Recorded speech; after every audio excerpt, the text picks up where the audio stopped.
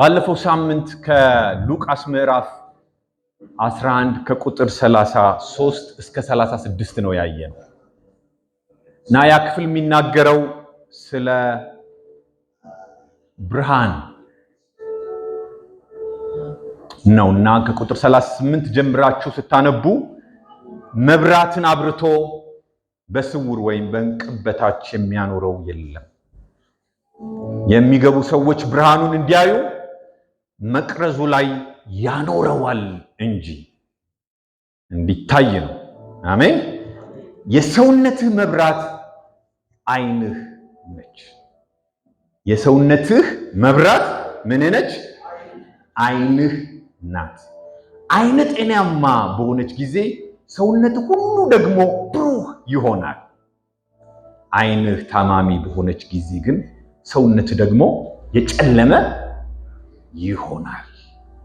እንግዲህ ባንተ ያለው ብርሃን ጨለማ እንዳይሆን ተመልከት። እስቲ ተመልከት በሉ። እስቲ ተመልከት። አሁን ዛሬ የምናየው እንዳልኳችሁ ሳምንት ለታም እያየን የነበረውን ነገር ትንሽ ሪቫይዝ አድርገን ተመልከት። ካልተመለከት ችግር አለ። ተመልከት። ጌታ ኢየሱስ ክርስቶስ በአጽንኦት የተናገረው አንተ በብርሃን መመላለስ ስላለብህ እንግዲህ ባንተ ያለው ብርሃን እንግዲህ ባንተ ያለው ብርሃን ጨለማ እንዳይሆን። ጨለማ የመሆን ቴንደንሲ አለ። ጨለማ የመሆን ዝንባሌ አለ። ግን አንተ ምን በል? ተመልከት።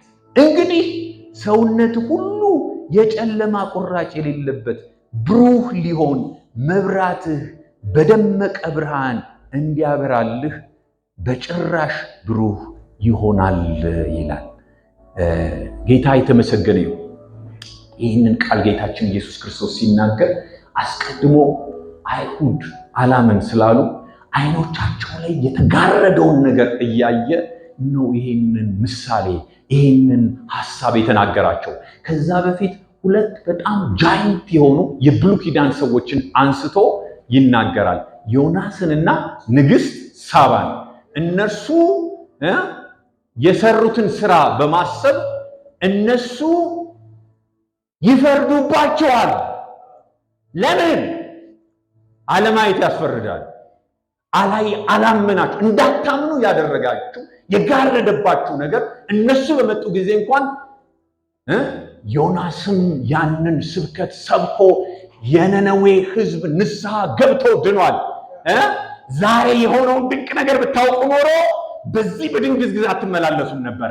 ንግሥት ሳባ እግዚአብሔር የሰራውን ስራ አይታ ድንቅ ነገሩን አይታ ከሩቅ ስፍራ መጣ ይህንን ታምራት አድንቃለች። ከጠቢቡ ሰለሞን የሚበልጥ ግን በዚህ አለ። ስለምን አልታያችሁም እኮ ነው። ጌታ ይባረክ። ከዛም ከዮናስም የሚበልጠው በዚህ አለ። ዛሬ ምን እንላለን? በዚህ አለ። ብዙ ድንግዝግዝ ነገር አለ፣ ብዙ ግርግር አለ። ጆሮ ያለው ይስማ። ኢየሱስ ዛሬ ያበራል። ጌታ የተመሰገነ ይሁን እና ባንተ ያለው ጨለማ እንዳይሆን ተመልከት። በጌታ በኢየሱስም እናንተ ተመልከቱ። ቅዱሳን ባልታየ ተመስመስ ባለ ድንግዝግዝ ነገር ውስጥ የምትመላለሱ ሳትሆኑ የእግዚአብሔርን ብርሃን የምታበሩና ኢየሱስን በውስጣችሁ ይዛችሁ የምትገልጡ ከእንቅበታች የምታኖሩ ሳትሆኑ ኢየሱስን የምታበሩ ቸኩላችሁ የምታበሩ ያድርጋችሁ። ብዙ እንቅልፍ ያለበት ሁኔታ ውስጥ ነው ያለነው። ዓለማችን በብዙ ጨለማ ውስጥ እየተመላለሰች ነው ያለችው። ቅዱሳን ምን እንደሚያደርጉ ግራ የገባበት ጊዜ ነው ያለው። ነገር ግን ተመልከት ያለን ጌታ ወገኖቼ፣ ራእይ በጣም ዋነኛውን ክፍል ይይዛል። በቅዱሳን ማህበር ውስጥ ለማህበሩ ምንድነው መስተጋባት ያለበት፣ ምንድነው መጋባት ያለበት ብላችሁ ስትጠይቁ አይተሻለሁ ብላን ልንጠይቃቸውና ልናነቃቸው ይገባል። የታየው ነገር እንደምናምን ከሆነባቸው እንዲያዩ ልናነቃቸው ይገባል። ዛሬ የሆነውን ነገር በልባችን ውስጥ የተሳለውን ነገር ሰው እንደሚናገርና እንደሚጨባበጥ ያክል የጨበጠንን ጌታ ስናወራ የሆነ ነገር ከተለጠፈ የሆነ ነገር ቅርፊት ከሆነባችሁ ዛሬም የሚያበራው ኢየሱስ አለ። እጆቻችሁን ዘርጉ።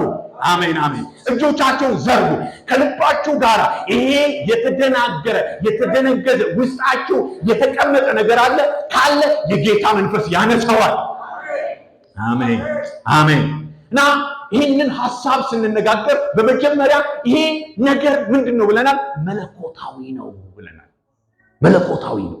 መለኮታዊ ስለሆነ ፊዚካል ባለ ነገር የት አለ? ምን አለ? ዝም ብሎ እኮ ነው ምናምን ብለሽ በስጋ አትናገሪ። በስጋ ምን እየተከናወነ እንዳለ የመንፈሳዊ አይንሽ ካልበራ የመንፈሳዊ አይናችን ካልበራ ካላየን ልንኮነን የምንችልበትን አሰራር ልናደርግ ስለምንችል ወደ ተግሳጹና ወደማይገባው በክብር ያልሆነ ህይወት ውስጥ ልንገባ ስለምንችል መጠንቀቅ አለብን። ምናዊ ስለሆነ መለኮታዊ በሉ እስቲ። አው ይሄ ወደቀብሽ ጥሪ ይሄ ወደቀብን ጥሪ ምንድነው? እሱ መለኮታዊ ነው። እና ራእይ ይሄ ስለ ራእይ ስንናገር እንደ ቤተክርስቲያንም መለኮታዊ ነው። በግልም እንደወደቀብሽ ደግሞ በአካል ውስጥ እንድትንቀሳቀሽ የሚያደርገው ነገር ካልታየ እንዲታይ እግዚአብሔር እንዲረዳን አሁን የምናየው ቃል እናያለን እንጂ እሱ ግን ምንድነው? እሱ መለኮታዊ በሉ እስቲ። አው ራእይ መለኮታዊ ነው። የእግዚአብሔር ፈቃድ የወደፊቱን የሚገልጥበት የእሱ አሰራር በመለኮት አሰራር ውስጥ ነው የሚከናወነውና መለኮታዊ ነው። ሁለተኛ ደግሞ የምንኖርለት ዓላማ ነው ብለናል። ራእያችን የምንኖርለት ወይንም ደግሞ የምንሞትለት በዓላማ የምንሮጥለት ጉዳይ ነው። የምንኖርለት ዓላማ ነው ራእይ ስንል እና ይሄ ራእይ መታየት መቻል አለበት ብለናል። በሶስተኛ ደረጃ ደግሞ ዳይሬክሽን የሚሰጥ መመሪያ ያለበት በመለኮት ኃይል አቅጣጫ እየተለካ እየተሰጠ የምንሄድበት ነው። አንዳንድ ጊዜ አንደኛውን ምዕራፍ ስንጨርስ ሁለተኛው ምዕራፍ ዳይሬክሽን አለው፣ ሶስተኛው ምዕራፍ ዳይሬክሽን አለው እና በዛ ውስጥ በመለኮት አሰራር ውስጥ ስለሆነ የሚሰጠው እንደዚህ አይነት ነገሮችን እንድናይ አይተናል። እና ማለት በጣም የእግዚአብሔርን አሰራር ያላወቁ ሰዎች አንዳንድ ጊዜ በምን አይነት መንገድ ውስጥ እንደሄዱና እንደወደቁ ደግሞ ከብሉይ ኪዳን የአቤሜሌክን ታሪክ አንስተን ነበረ። አቤሜሌክ በጣም በንግስና ትራክ ውስጥ የእግዚአብሔርን አሰራር የእግዚአብሔርን ፈቃድ ባለማወቅ የሴኬም ሰዎች ሲያነሳሱት ለንግስና በሮጠበት ሩጫ ላይ አንደኛው የነገስታትን ልጆች ለቃቅሞ በደም ንግስናውን ሊዋጅ በደም ንግስናውን ሊያጸና ያልነገሰበትን ያልተናገረውን ያልታየውን መለኮት ያላየለትን ነገር ለማድረግ በሄደበት ጊዜ ከፍተኛ ዲስትራክሽን እሱ መጨረሻ ላይ ተፈጥፍጦ እንደጠፋና ሞትን እንዳመጣበት አይተናል። እና ያንን እይታ ግን ኢዮአታም የተባለው ከልጆቹ ከሰባዎቹ አንደኛው ተለይቶ ራቅ ባለ ተራራ ላይ ሆኖ እና ልንገር እየታየኝን አንተ በእርግጥ እናንተ የሴኬም ሰዎች ይሄንን ሰው የሰበሰባችሁትና ያነገሳችሁት በትክክለኛ ራእይ ከሆነ ይጸናል፣ ግን ንግስናው በትክክለኛ ባልታየ የእግዚአብሔርን መንገድ በሳተ መንገድ ከሆነ ያደረጋችሁት የእናንተ እይታ ምን እንደሆነ ታያላችሁ ብሎ እሱም እንደሸሸና እንዲያውም ምሳሌውን ሲናገር በምንድን ነው ያለው? ስለ ወይን፣ ስለ ወይራ፣ ስለ በለስ የዛፎች ተሰብስበው ንገሱብን እንዳሏቸውና እነሱም ደግሞ ላልታያቸው ነገር አሜን ላልታያቸው ነገር እጅ መስጠት እንደሌለባቸው ራሳቸውን ለዛ ነገር እንደማይገባ እንደደረጉ ነገር ግን እሾክ ከዛፎች እሾክ የተባለው ዛፍ ኑ ወየውላችሁ ከስሬ ባትገዙ ብሎ እሱ የመወጋት የመደማማት የነቆራ የድንዛዜ የአዚም ህይወትን እንዳደረገባቸው ኑ ከእግሬ ስር ኑ ከስሬ ተጣሉ ብሎ እንዳላቸው ምሳሌውን ተናግረን ነበረ። ዛሬ ባንቺ ላይ የተቀመጠው ዛሬ በኔ ላይ የተቀመጠው ራእይ ሃሌሉያ ሁሉን የሚያስገዛና በትክክለኛ ለታየልን ነገር እንድንቀጥል የሚያደርገን እንጂ እንደዚህ አይነት የመቆጣጠር እንደዚህ አይነት የመደማማት እንደዚህ አይነት የአዳካራ ህይወት እንዲሆን ሳይሆን የታየልሽ ቦታ ላይ ስትቆሚ ትክክለኛውን ግብአት እየሰጠሽ ትክክለኛው ግብአት እየሰጠ በምድር ላይ እንደ ሻማ ክርስቶስ በእኛ ውስጥ ደግሞ እያበራ ቀጥለን እንጨርሳለን። እግዚአብሔር የተባረከ ይሁን። አንዳንድ ጊዜ ከመንገድ ላይ የሳትን ካለ ይሄንን ራእይ ስለ ራእይ መነጋገር በጣም ጥሩ ነገር ነው። ራእያችን የሳትን ካለ ድግዝግዝ ነገር ውስጥ የገባን ካለ መንገዱ ላይ ቆም ብለን መንገዳችንን እናስተካክላለን። እስቲ አሜን በሉ እስቲ። አሜን። ሁሉ ተጠርቷል። አሜን። ከሚያበራው ብርሃንን ከሚሰጠው በኢየሱስ ከቨሬጅ በኢየሱስ ጥላ ውስጥ ሆነን ሁላችን እንድናበራ ተጠርተናል። እየተገፋፋን ሳይሆን ተገጥግጠን የእግዚአብሔርን ክብር እንድናመጣ እግዚአብሔር በውስጣችን ራእይ ሰጥቶናል። ራእይ ሰጥቶኛል በይ እስቲ፣ ራእይ ሰጥቶኛል በይ እስቲ። አዎ ሰጥቶናል። ያ ራእይ ወገኖቼ በጣም ይገርማል። ወይራ ምንድን ነው ያለው? ለነገስታት ቤት ለሰዎች ሁሉ መልካም መዓዛ ያለውን ቅባቴን፣ ሃሌሉያ፣ ሰዎችን ሻይን እንዲያደርጉ ማድረግበትን ስራ፣ ይሄ ነው ስራዬ አለ። ይህን ስራዬን ትቼ በእናንተ ላይ ነግስ ዘንድ እግዚአብሔር ይባረክ። ያየ ሰው በትክክል ይመልሳል። በስጋ ያየ ግን አየውኝ ብሎ ድንቅር ይላል። በስጋ ያየ ግን መጣልኝ ብሎ ይጣዳል። በእሳት እንደመጣድ ያክል ላይፉ ይሆናል። እግዚአብሔር በእያንዳንዳችን ውስጥ ላስቀመጠልን ነገር አይተን መሄድ ይሆንልን ወገኖች። ባልታየ ሳይሆን በታየው መንገድ ስንሄድ እግዚአብሔር ክብሩን ይገልጣል። ውስጣችን ሊበርድ የማይችል ይሄ እሳት ይበራል። ጌታ የተመሰገነ ይሁን እና እሱን ምሳሌ አይተን የእግዚአብሔርን በጎነት በለሱ በአይናችሁ ተመልክታችሁ ከሆነ ያደረጋችሁት ይሄ ነገር ይቀጥላል እያለ ከተናገረ በኋላ ያንን ምሳሌ እንደተናገረ አይተን ነበረ እና ራእይ ላይ የእይታ ጽንሰ ሐሳብን ስንነጋገር በተለይ የአንዳንድ ነገሮችን አይተን ነበረ እና በተለይ ምሳሌ ምዕራፍ 29 ቁጥር 18 ላይ ራእይ ከሌለ ህዝብ መረን ይወጣል ብለን ነበረ። እይታ ከሌለ ህዝብ ወዴት ይሄዳል? ያለ አቅጣጫ፣ ያለ አባት፣ ያለ እይታ እንደፈለገው ይሄዳል። 29 ቁጥር 18 ላይ እና እሱን ጽንሰ ሐሳብ ስንመለከት ህግን የሚጠብቅ ራእዩን አይቶ የሚሄድ በዛ በተጻፈለት ፓተርን ግን የሚሄድ ግን ምን የሆነ ነው ይላል?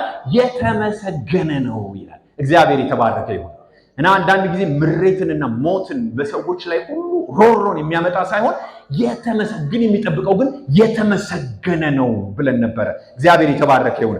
ሌላው ደግሞ ያየነው ነገር በዕንባቆም ምዕራፍ 2 ላይ ለዕንባቆም የተናገረውን ነገር ነው። ዕንባቆም ያው እንደምታውቁት ከነቢያቶች ሁሉ በአንድ ነገሩ ይታወቃል። በተለየ ነቢይ ጠያቂው ነቢይ ይባላል።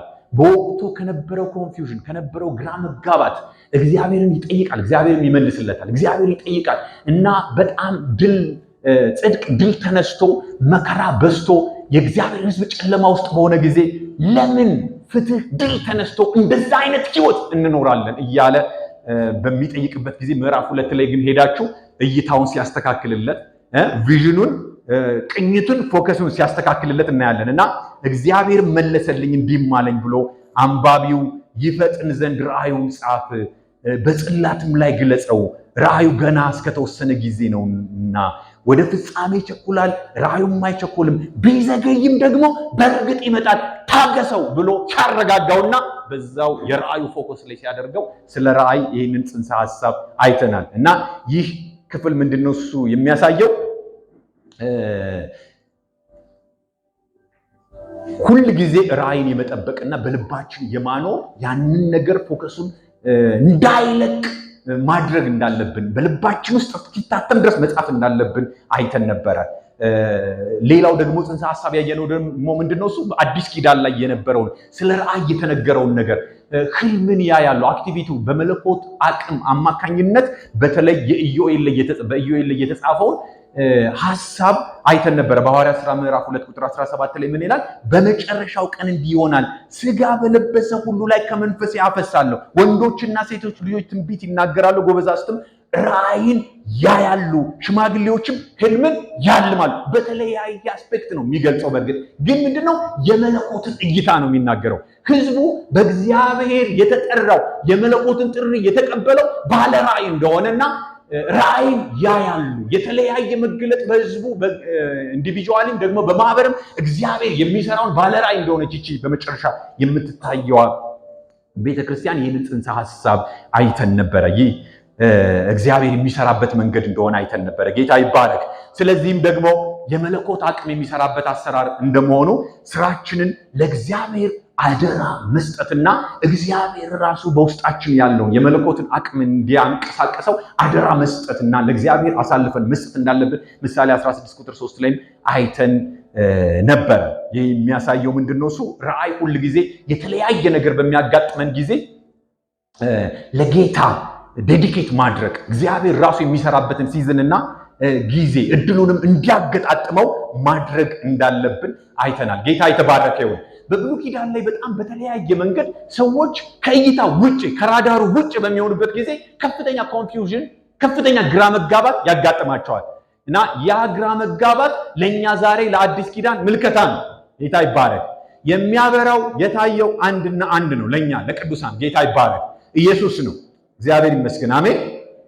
ትዝ ይላችኋል አይደል?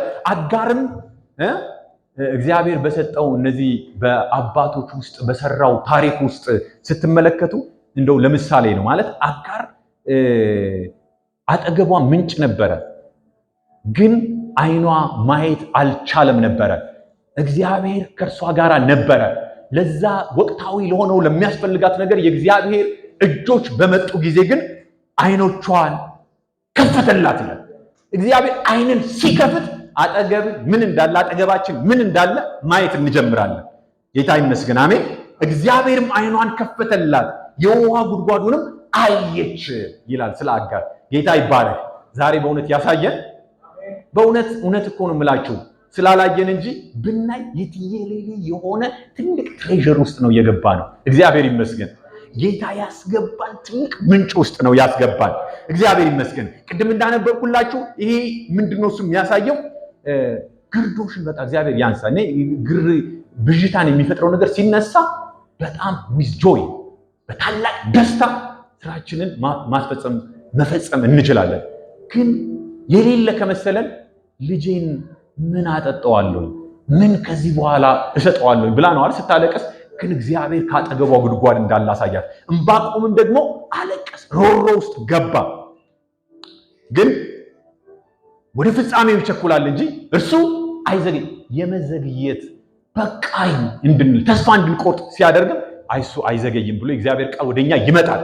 ራእያችንን ጌታ በትክክል ቲውንድ ሲያደርገው ይሄ ይሆናል እና የመፈጸም አቅምን ደግሞ ይጠራልናል። ይሄ ራእያችን ክሊር ሲሆን እግዚአብሔር የሚያሳየው በጣም አንዳንድ ጊዜ በጣም ይገርማል። ኤርሚያስን አሁን ለምሳሌ ምን ታያለህ ብሎታል። ትዝ ይላችኋል። ኤርሚያስን ምን ታያለህ ብሎ በኤርሚያስ ምዕራፍ 1 ቁጥር 11 ላይ ሲናገር ደግሞ የእግዚአብሔር ቃል ኤርሚያስ ሆይ ምን ታያለህ እያለ ወደ እኔ መጣ ይላል። እኔም የለውዝ በትርን አያለሁ። ምን ልላችሁ ፈልጌ መሰላችሁ? ከዛ ቁጥር 12 ላይ ስታነቡት አሁን የፈለኩትን ነገር ታገኙታላችሁ። እግዚአብሔርም እፈጽመው ዘንድ በቃሌ እተጋለሁ፣ መልካም አይተሃል አለኝ። እግዚአብሔር ይመስገን። ካየን እግዚአብሔር ደግሞ ቃሉን በመስጠት ወደ ማስፈጸም አቅም ውስጥ ያስገባናል። እንደ አጋር ብዥታ ውስጥ ከሆነ ያለነው አይናችንን ይከፍታል። እንደ ዕንባቆም የመዘግየት አይነት ስሜት ከሆነ ያለን በልባችን ውስጥ እንዲታተም ይናገረናል። እንደ ኤርሚያስም ደግሞ አይተን እንዴት ይፈጸማል የሚል ሊሆን አይችልም የሚል ልብ ከያዝን እፈጽመው ዘንድ በቃሌ እተጋለሁ ይለናል። አሜን። ጌታ የተባረከ ይሁን። ወገኖቼ ይሄ መንፈሳዊ ነገር በጣም ልብ ልንለው የሚገባ ነገር በእግዚአብሔር መንፈስ ነው የሚሆነው እና በጣም ልብ ልናይ ይገባናል። እግዚአብሔር የተባረከ ይሁን። የጥድፊያ መንፈስን ደግሞ ይፈጥርልናል እግዚአብሔር ሲናገር። ታውቃላችሁ አንዱ ትልቁ ኮንፊውዥን የተፈጠረው ከሙሴ የተቀበለውን የራእይ እሳቤ ወደ ፍጻሜ ለማድረስ ማን ነበር የተረከበው? ኢያሱ ነበር አይደለም? እና ለኢያሱ አንዱ የሰጠው ነገር ስፔሲፊክ አድርጎ ዳርቻውን ያሳየው ከየት ወደ የት እንደሆነ። ራእይ ወገኖቼ ሲታያችሁ የጥድፊያ መንፈስ እዛ ሳንደርስ ዝም አንልም፣ እዛ ሳንደርስ ቁጭ አንልም፣ እዛ ሳንደርስ ልባችን አርፍ እንድትሉ ያደርጋቸዋል። ጌታ የተባረከ ይሁን። እግዚአብሔር ያሳየን። አሜን። ይህ ኢያሱ ምዕራፍ 1 ቁጥር 3 ላይ ስታነቡ ታገኙታላችሁ። ከምድረ በዳው ከዚያ ከሊባኖስ ጀምሮ እስከ ታላቁ ወንዝ እስከ ኤፍራጥስ ድረስ የኬጣውያን ምድር ሁሉ እስከ ፀሐይ መግቢያ እስከ ታላቁ ባህር ድረስ ዳርቻችሁ ይሆናል ብሎ ስፔሲፊክ ሊደርሱ የተገባቸውን ጥግና ጥጉን ተናገረው። ጌታ የተባረከ ይሁን። እግዚአብሔር ምንድነው ሲያሳየሽ? እግዚአብሔር ምንድነው ሲያሳየ? ወዴት ነው የምትሄደው? ወዴት ነው የምንሄደው? እንደ ማህበር እዚህ የመጣን ስናመልክ ምንድነው ሲታየሽ?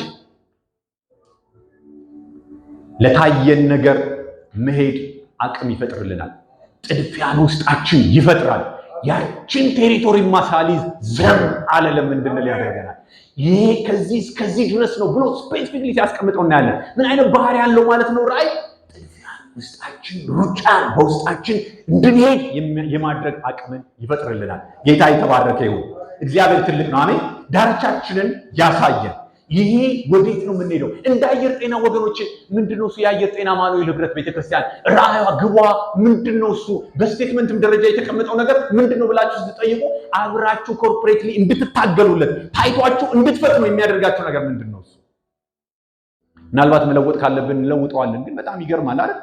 እግዚአብሔር እንደው እዚች ፊት ለፊት ላይ ለጥፈነዋል። ምን እንላለን? ብዙ ጊዜ በቃላችሁ መያዝ መቻል አለባችሁ።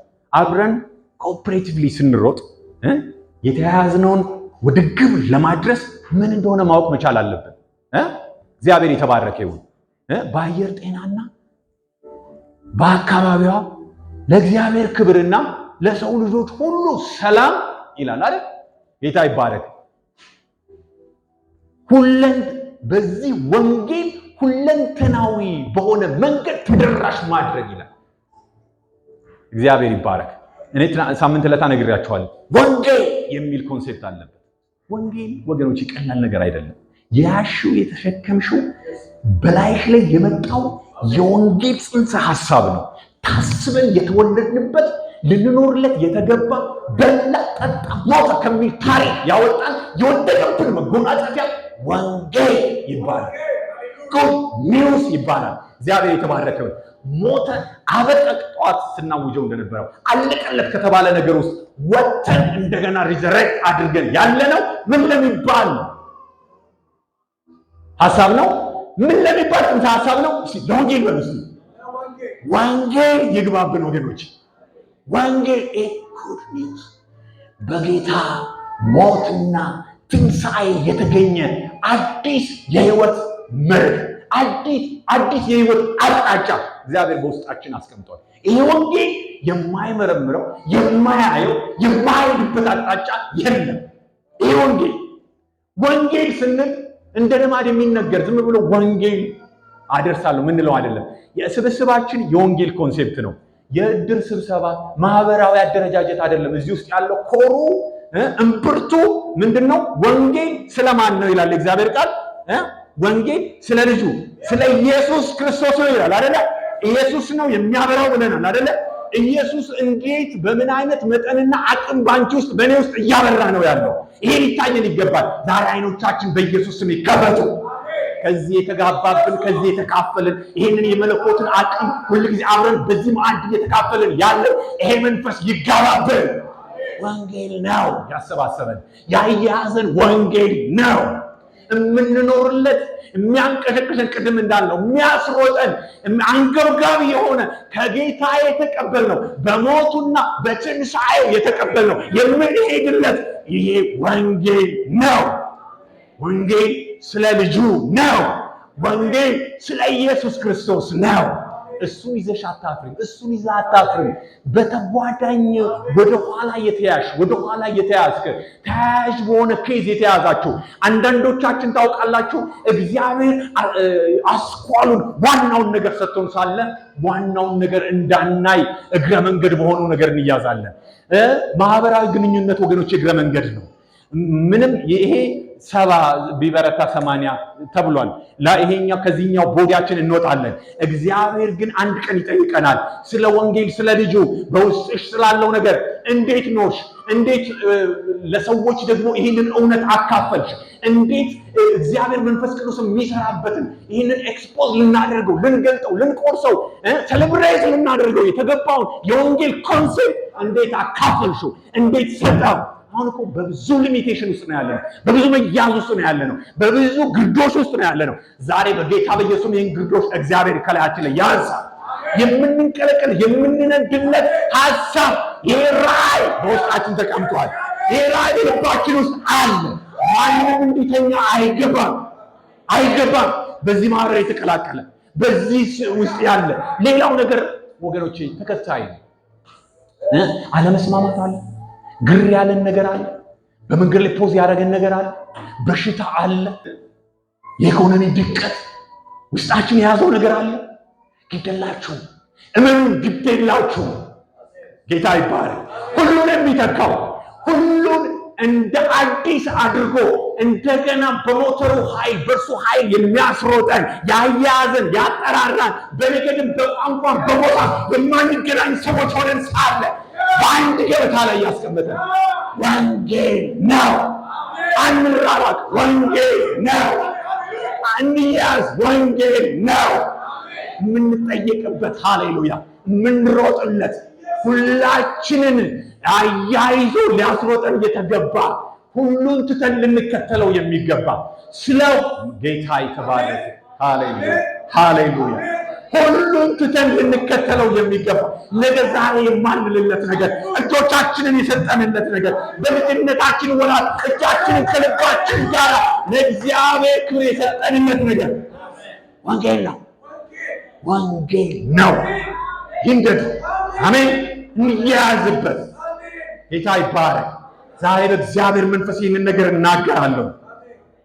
በምሳሌ ምዕራፍ 20 ቁጥር 27 ላይ የሰው መንፈስ የእግዚአብሔር መብራት ነው ይላል።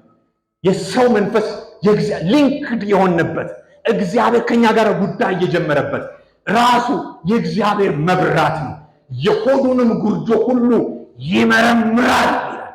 ስንጠጋ ከዚህ ከመለኮት አሰራር ጋር ኢንጌጅድ ስንሆን ጌታ ኢየሱስ ክርስቶስ ከኛ ጋር ይቆማል።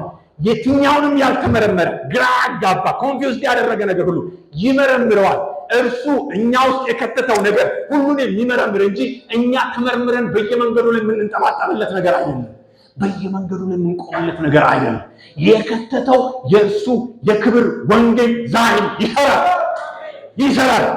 ትንሽ የለም፣ ትልቅ የለም፣ ሴት የለም፣ ወንድ የለም። ኢየሱስ ጌታ ነው። ሁላችንም የሚያቆም ይሄ ራእይ ጌታ ይባረክ። ሃሌሉያ አሜን። የራእዩ ባለቤት ነው። አሜን። ሁላችን ባለቤት እንድንሆን እንጂ የአንዳንዶች ጉዳይ አይደለም። ሁላችን የምንሮጥለት ጉዳይ ነው። ጌታ ይባረክ።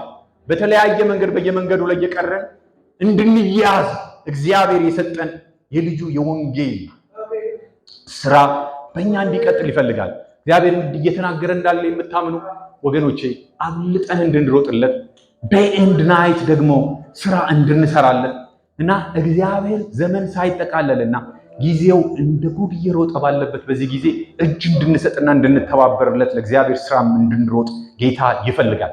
ሰዋት ጥቂት ነገሮችን ላንሳና ልጨርስ። ዛሬ ምን እናድርግ ታዲያ? ምን እናድርግ?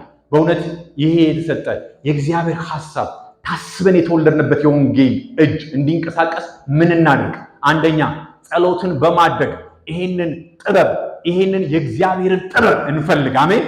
ራሱ ይገለጣል። ያዕቆብ ላይ እንደምናገር አምላክ ይህንን ራእይ ለዓላማ የምንሮጥለትን ግልጽ እንዲያደርግልን ግልጽ አድርጎ እንደሰጠን ቃሉ ስለሚናገር የኛ ብዥታ እንጂ የኛ ኮንፊውዥን እንጂ እርሱ ግልጽ ሳይሆን አይቀርም። ግን ምን እናድርግ? አንዱ ጸሎት። እግዚአብሔር የተባረከ ይሁን። እንዲያውም በቅርቡ እግዚአብሔር የተባረከ ይሁን ከአንድ ሳምንት በኋላ ለ21 ቀን ደግሞ የጾምና የጸሎት ጊዜ በእግዚአብሔር ፊት ይኖረናል። እግዚአብሔር ደረማምሰን ወደምንገባበት ቅድም እያመለክን እያለ አንድ ነገር ሴንስ አደርግ ነበረ። ምንድን ነበረ? አንድ ስለ ምህረቱ ነበር ሲዘመር የነበረው። የእግዚአብሔር ምህረት፣ የእግዚአብሔር ቸርነት፣ የእግዚአብሔር በጎነት እኮ ነው እያኖረን ያለው። ምህረት የእግዚአብሔር ርኅራኄ እያሰብኩ ነበር። ሰው አልኩኝ። እንዲያውም በጣም አንድ በፈንጂ ወረዳ እኮ ነው የምንኖረው። ታውቃላችሁ፣ በፈንጂ ወረዳ ውስጥ ነው የምንኖረው። በየቦታው እና በድሮ ስታዲያ እና አንዳንድ ሰው ምህረቱን ያቀላል። ምህረት እንዳታቀሉ። የእግዚአብሔር እጅ የእግዚአብሔር በጎነት፣ የእግዚአብሔር ክብር በእናንተ ላይ እንዲመጣ ሁሉ ጊዜ የእግዚአብሔር ክብር ጥገኛ መሆን መቻል አለባችሁ። የእግዚአብሔር ምሕረት የእግዚአብሔር ምሕረት ጥገኛ መሆን መቻል አለበት። አሜን አሜን። ምን ማለት ይመስላችሁ? ሁሉ ጊዜ ሀምብል የሆነ በምህረት ነው የምኖረው። በዚህ በወደቀው ዓለም ላይ በኃጢአት ፌል ባደረገው ዓለም ላይ ስትኖሪ ልክ አሲፍ እንደ ባለመብት የሚሆኑ ሰዎች ግሎሪውን ያጣሉ። እንደ ባለመብት አይደለም የምንኖረው። በወደቀው ዓለም ላይ በኃጢአታችን በዚህ ዓለም ላይ ስንኖር እንደ ፈንጂ ወረዳ ጠላት በዛም በዚህ የቀጠረውን ነገር እያሳለፈ በምህረቱ ነው የሚያኖረው። አሜን።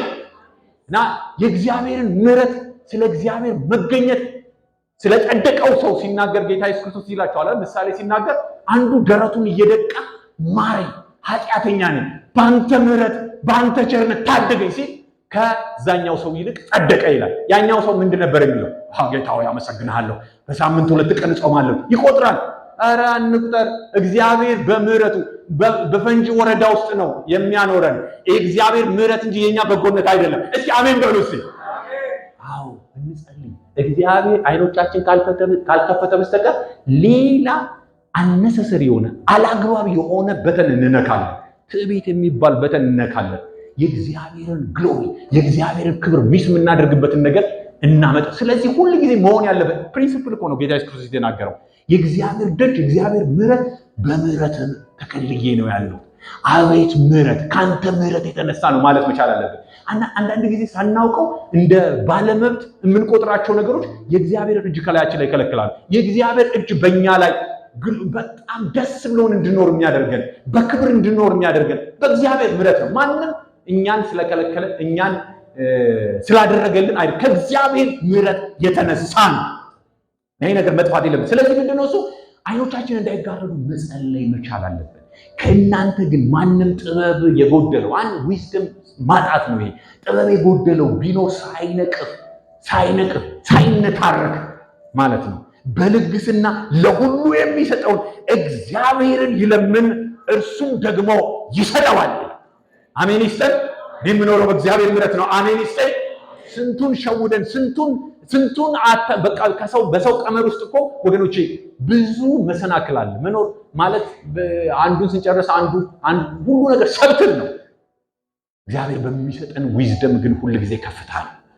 የእግዚአብሔር ዊዝደም ይበልጣል እና ከእናንተ ማንም ጥበብ ቢጎድለው ሳይነቅፍ በልግስና ለሁሉ የሚሰጠውን እግዚአብሔርን ይለምን ይላልና እንጸልይ ይልላችሁ። አሜን። እንጸልይ። በቤተክርስቲያን በምትሰጠው ጸሎት፣ በማህበር በሚሰጠው ጸሎት ኢንጌጅድ እንሁን።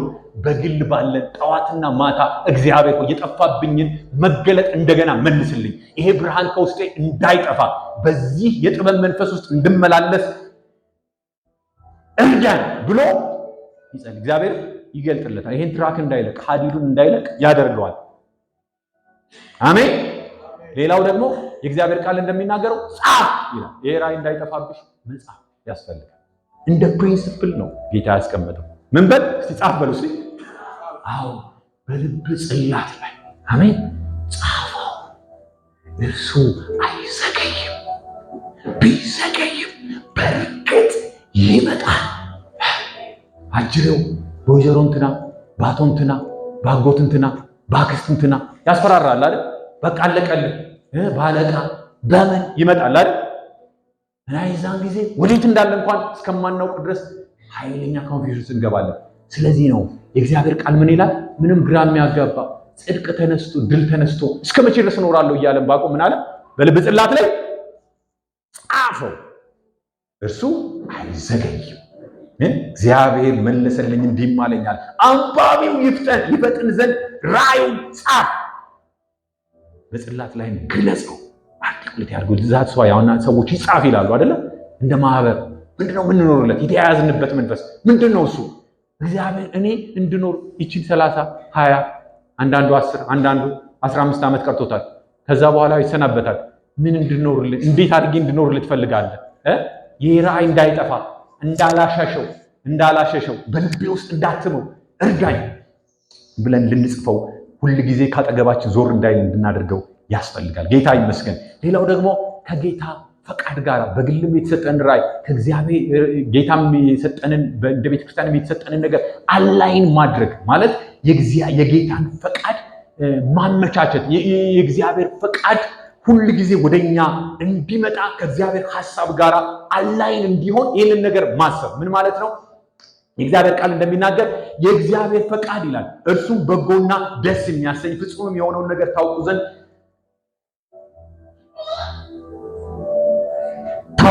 በልባችሁ መታደስ ተለወጡ እንጂ ይህንን ዓለም አትምሰሉ ይላል። የእግዚአብሔር ፈቃድ ምንድነው? እሱ አሁን በማደርገው ነገር ላይ አንዳንድ ጊዜ ታውቃላችሁ አለ ብለን የሌለ ነገር ልናደርግ እንችላለን። አንዳንድ ጊዜ እንመሰክራለን ብለን አሁን እንደዚህ ከውጭ ስታዩት ምስክርነት አሁን ቅዱስ ሐሳብ ነው። ግን እግዚአብሔር ዳይሬክሽን ያልሰጠበትን ነገር እንዳናደርግ እንደ እግዚአብሔር ፈቃድ የእግዚአብሔርን ሐሳብ መጠየቅ በአእምሮ መታደስ ቶሎ ብሎ የመንፈስ ቅዱስን ሐሳብ ማወቅ እነ ጳውሎስ በጣም ሲያደርጉት የነበረው ነገር የጌታን ነገር እንኳን ለማድረግ ይጸልዩ ነበርና ምሪትን አግኝተው ነው የሚያደርጉትና እንደ እግዚአብሔር ፈቃድ ለተሰጠን ራዕይ የምንኖርለትን ነገር አላይን ማድረግ እንደ እግዚአብሔር ፈቃድ ነው እየሄድኩለት ያለሁት ነገር። አራተኛ ግቦችን የተወሰኑ ነገሮችን ደግሞ ማውጣት። አሁን ምንድነው እሱ ዛሬ ምን ላደርግ እችላለሁ? ዛሬ ማታ ገብቼ ምን ላደርግ እችላለሁ? መጸለይ ካለብን የጸሎት ፕላን ማውጣት፣ የተለያዩ ነገሮችን በውስጣችን ልናደርግ የተገባውን ነገር እንድናደርግ ከፋፍለን ወደ ግቡ ልንደርስበት የምንችለውን ነገር አትሊስት በእኛ ሁኔታ ልናደርግ የሚገባንን ነገር ማድረግ። በፊልጵስዩስ ምዕራፍ 3 ቁጥር 13 ላይ ምን ይላል? ወንድሞች ሆይ እኔ ገና እንዳላስኩት ቆጥራለሁ፣ ነገር ግን አንድ ነገር አደርጋለሁ። ምን አደርጋለሁ? በኋላ ያለውን እየረሳው በፊቴ ያለውን ለመያዝ ምን እላለሁ? እዘረጋለሁ። ይኸውላችሁ ወገኖቼ መዘርጋትን ዛሬ አትሊስት ምን ላደርግ እችላለሁ? ትናንትና አለፈ አይደለ? ትናንትና የተያሽበት ገመድ አለ ፎርጌት ኢት ተውት። የኋላዬን እየረሳሁኝ ለዋናው ራዕይ በቃ ሳልባል እንደ ታይም ቦምብ የተቀጠርኩለት ነገር በቃ ሳይባል ወደፊት ለመያዝ ቀጥራለሁ። እግዚአብሔር የተባረከ ይሁን። ያልያዝኩትን እቆጥራለሁ። ያልያዝነው በጣም ብዙ ነው። ያልያዝኩትን ነገር ግን አንድ ነገር አደርጋለሁ። እስቲ አንድ ነገር አደርጋለሁ በሉ። ዛሬ አንድ ነገር አደርጋለሁ በሉ። ይደለም አንድ ነገር አደርጋለሁ በሉ። ሃሌሉያ። በኋላ ያለውን እየረሳው በፊቴ ያለው ከፊት ለፊታችን የድል ዘመን እግዚአብሔር ይመስገን። ይሄንን ማለት አንግቶታል አይደል? እግዚአብሔር ቸርነቱን አብዝቶልናል አይደል? በምህረቱ አጠጋግቶናል። አንድ ላይ እንድንተያይ አድርጎናል አይደል? በአንድ ገበታ ላይ እንድንቀመጥ አድርጎናል አይደል? አንዳንዶቻችን በአልጋ ላይ አልወደቅንም ማለት፣ አንዳንዶቻችን በእስር ቤት አልተገኘንም ማለት አንድ ነገር አደርጋለሁ። ዛሬ ምን ታደርጋለህ? ዛሬ ምን ታደርጋለህ? ጌታ ይርዳን። አሜን። ጌታ ይባረክ። ይሄ ጽናት በአምስተኛ ደረጃ ደግሞ ይቀጥል። መጽናትን መቀጠል እግዚአብሔር በውስጣችን ላደረግነው ለተላክንለት ነገር መጽናትን ቁርጠኝነትን ማስቀጠል እንድንችል ጌታ ይርዳን። ገላትያ ምዕራፍ 6 ቁጥር 9 ላይ ምን ይላል? በጣም የታወቀ ቨርስ አለ። ባንዝል አሜን መዛል አለ ማለት ነው። ባንዝል እግዚአብሔር ይባላል።